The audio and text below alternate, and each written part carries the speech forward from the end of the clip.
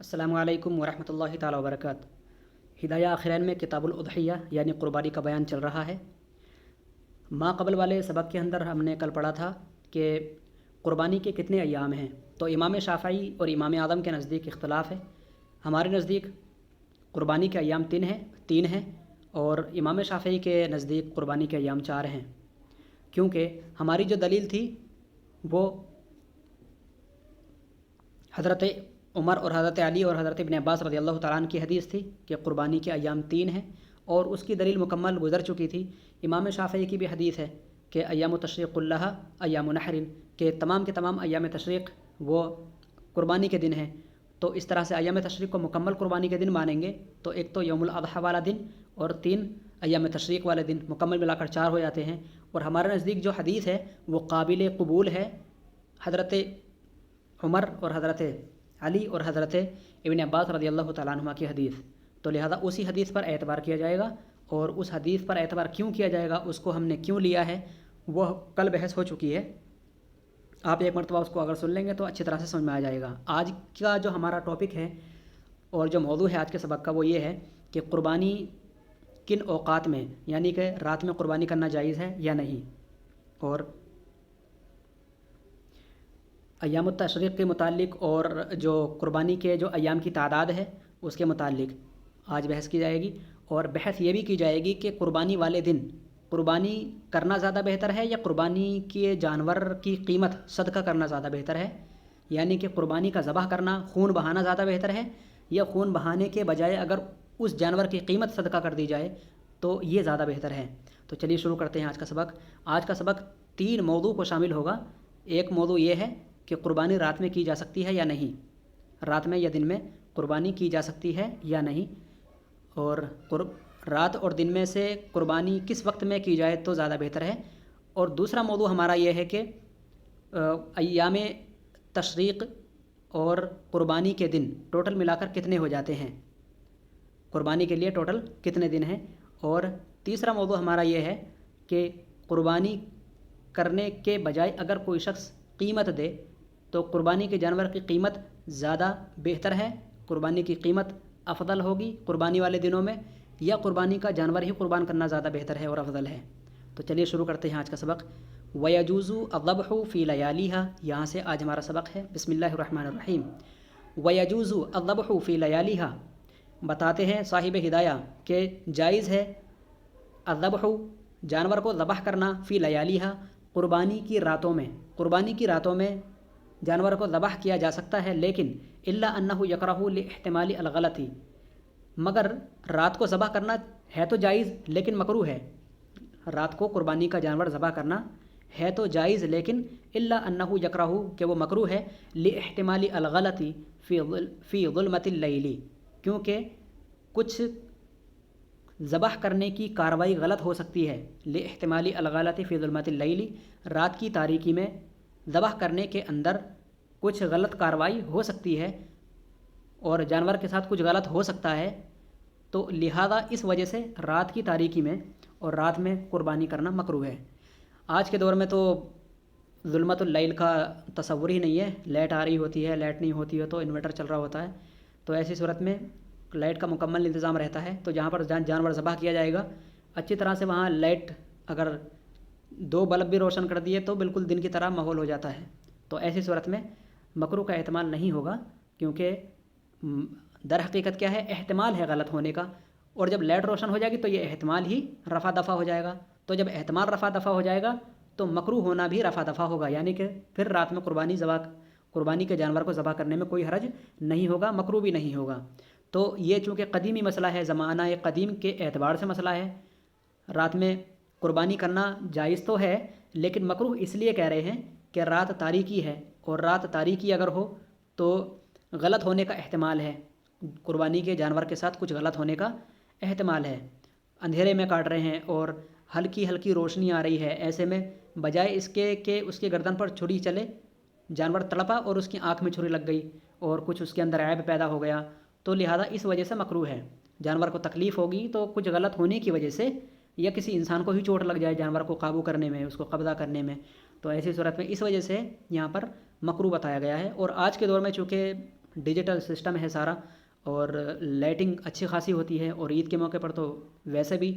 Light اچھی خاصی رہتی ہے اور آتی ہے۔ تو اگر ایک میدان کے اندر اگر 3-4 بلب بھی اگر لگا دیے جائیں گے قربان گاہ کے اندر باقاعدہ طور پر، تو ایسی صورت میں کوئی حرج نہیں ہے اور مکروہ بھی نہیں ہے، ہو جائے گی قربانی، مکروہ نہیں ہے، کر سکتے ہیں۔ وہ ایام النحر ثلاثۃ،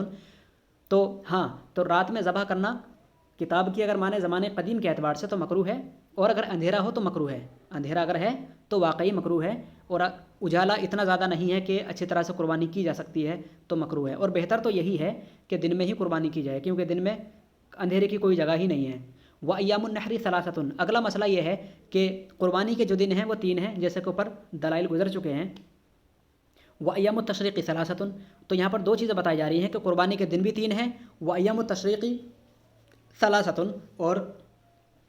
تشریق والے دن بھی 3 ہیں۔ والکل یمضی باربعۃ اولها نحر لا غیر وآخرها تشریق لا غیر، بتا رہے ہیں وکل یمضی باربعۃ، اور تمام کے تمام کو اگر دیکھا جائے، والکل یمضی باربعۃ، تمام کے تمام یہ 4 ہونے کی صورت میں گزریں گے، تمام کے تمام یہ یعنی ایام نحر کو بھی اگر ملا لیں اور ایام تشریق کو بھی ملا لیں تو یہ تمام کے تمام 4 ہو کر گزریں گے، یعنی اگر یہ گزریں گے تو 4 ہو کر گزریں گے۔ ایک قربانی کا دن ہے، سب سے پہلا والا جو دن ہوگا قربانی کا وہ ایام تشریق کا نہیں ہوگا، جس دن ہم نماز پڑھیں گے عید کی وہ عید کا دن ہوگا، محض خالص عید کا دن ہوگا، اور باقی عید کے بعد جو 2 دن آ رہے ہیں وہ 2 دن ایام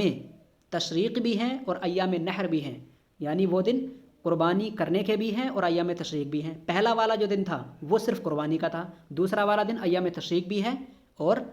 ایام نحر بھی ہے، قربانی کے جانور کو ذبح کرنے کا بھی دن ہے اور ایام تشریق بھی ہیں 2 دن بعد والے، اور لاسٹ میں جو ایک دن بچے گا اور وہ قربانی کا دن نہیں ہے، محض ایام تشریق کا لاسٹ والا دن ہے۔ تو اسی کے متعلق بتا رہے ہیں کہ اگر ٹوٹل ملائیں گے تو یہ 4 ہو جائیں گے، ٹھیک ہے۔ والکل یمضی باربعۃ، اور یہ تمام کے تمام 4 ہونے کی صورت میں گزریں گے۔ اولها نحر،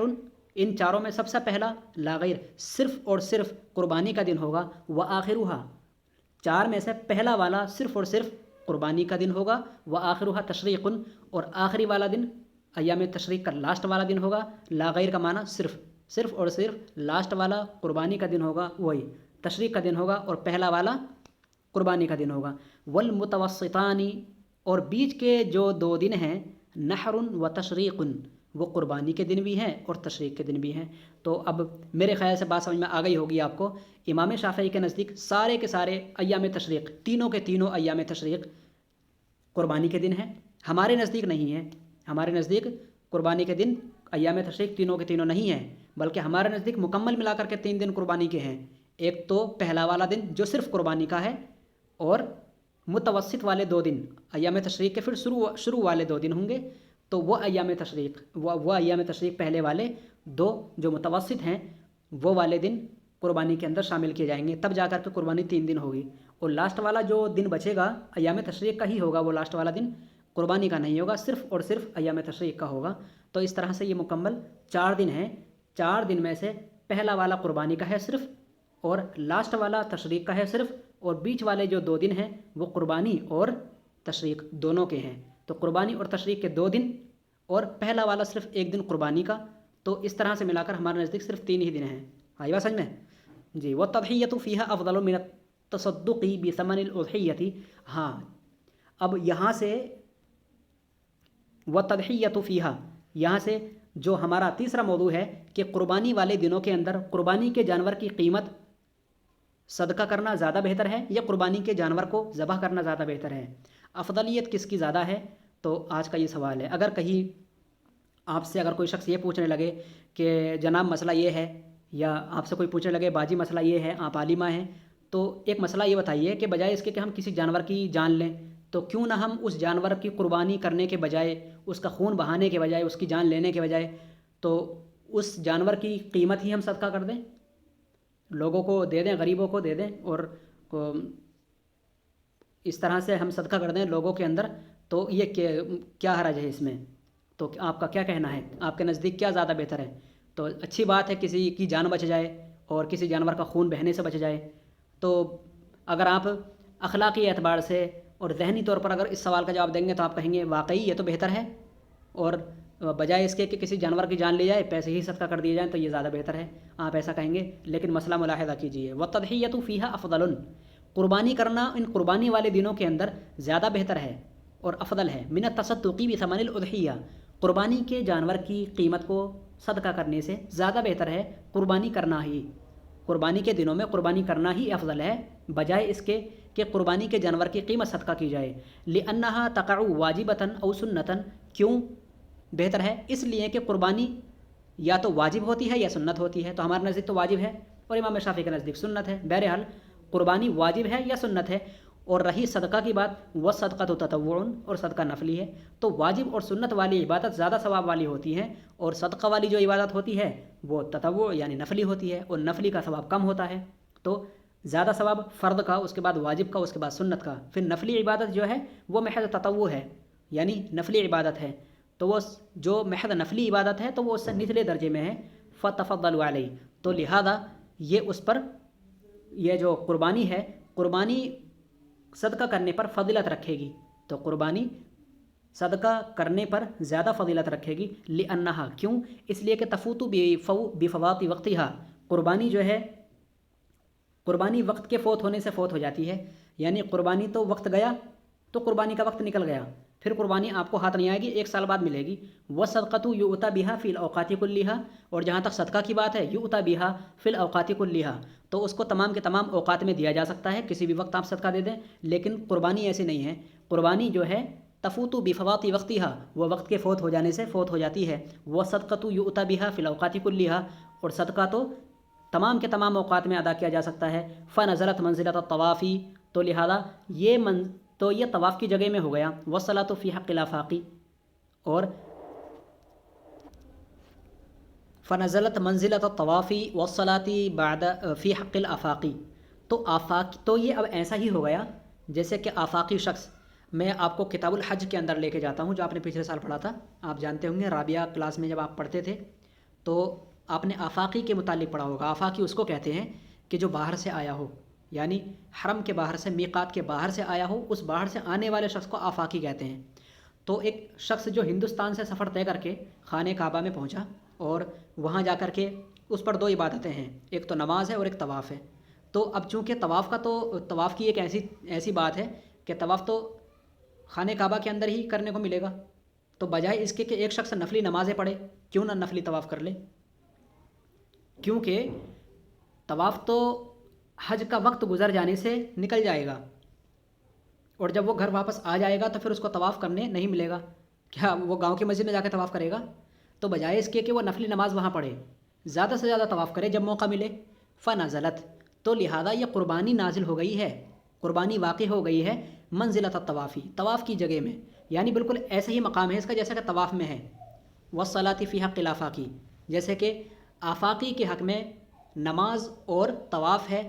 ایسے ہی قربانی ہے، تو قربانی کی اگر کوئی قیمت دے گا تو وہ نفلی ہے، اور قیمت اگر دے گا تو وہ نفلی صدقہ ہے، اور نفلی صدقہ تو کبھی بھی دیا جا سکتا ہے۔ ایسے ہی اگر کسی شخص جو آفاقی ہے، ہندوستان سے آیا ہے، حرم کے باہر سے کسی اور ملک سے آیا ہے،